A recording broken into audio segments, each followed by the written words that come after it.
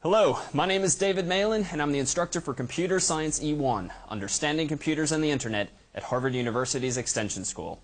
You're watching one of our videos of the week. For more such videos or information about this course, visit us on the web at computerscience1.org. Enjoy the show.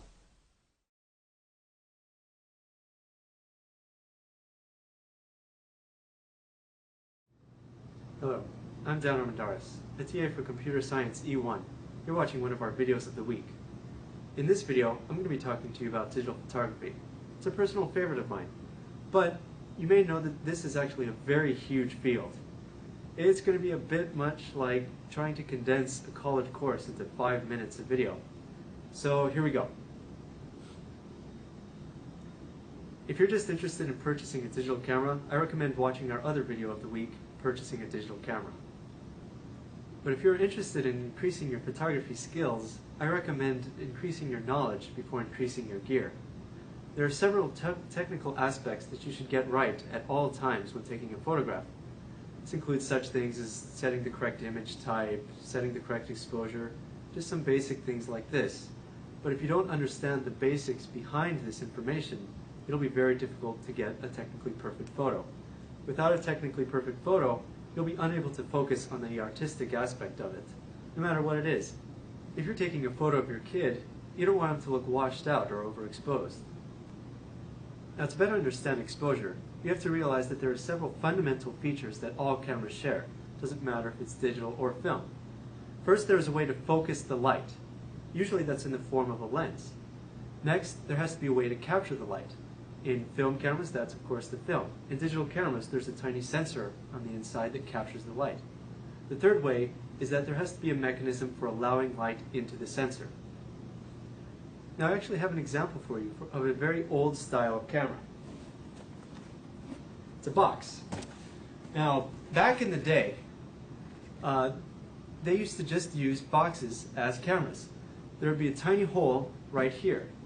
That hole would focus the light into the back of the box. In the back of the box, there would be a piece of film that they would lay there. Now, in order to let light in, they would have a little mechanism, like a little flap or something, where they could lift up and allow the light in, or close it to stop the light from entering the box. This is called a pinhole camera. Now, the reason that these aren't so popular anymore is that because the hole is so tiny, you often have to leave the box there for hours, sometimes even days, to get enough light to capture your photo. This isn't very practical. Even though you may not want to use a pinhole camera to take photos of your kids, it has all the fundamental features of one, so we can certainly consider it a camera. Once you get the technical aspects down, then you can start to develop your artistic eye. Well, you may actually already have one, and this depends. You may just have to learn the technical aspects in order to really put your ideas onto film. Or after you learn the technical aspects, you may realize that this opens up a number of doors for you, and you may become more creative just in realizing the limitations of a particular camera. Now, one of the things that you might hear people say is, wow, you must take really great photos, that's a great camera. This isn't necessarily true. A camera is just a tool. It's not the camera that takes the photo, it's the photographer. You can give a great camera to a bad photographer and you'll still get a bad photo. You can give a bad camera to a good photographer and you still might get a good photo. So there are actually two analogies that fit this pretty well. Let's say you're in the market to purchase a new computer. Well, you don't just go out and buy the most expensive computer because it's the best looking or the fanciest looking. No, what you do is you buy the one that best suits your needs. You're not going to purchase a very expensive, very fast computer if you're not going to know how to use it, or if you're not going to use every aspect of that particular computer. Another example might be a race car. We all might like to purchase a race car and drive it around, but unless we know how to use it, we're really not going to be able to get the full speed out of it. Similarly, a race car driver might be able to get into your car and drive around your block faster than you could ever hope to.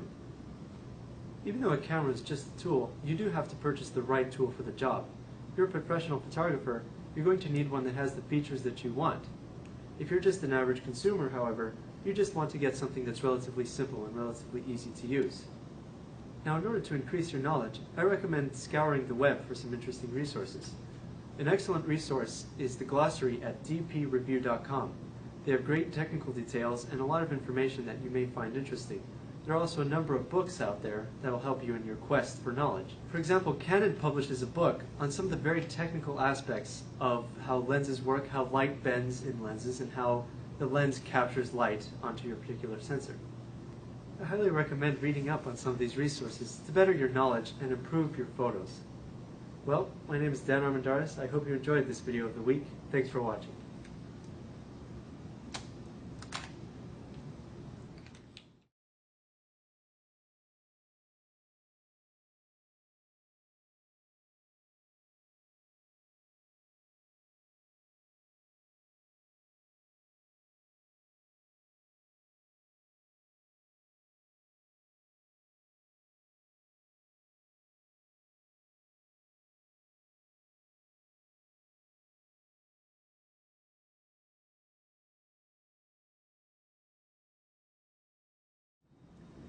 If you're just interested in purchasing a digital camera, I recommend watching our other video of the week, Purchasing a Digital Camera. Okay. This is the Department of Redundancy Department.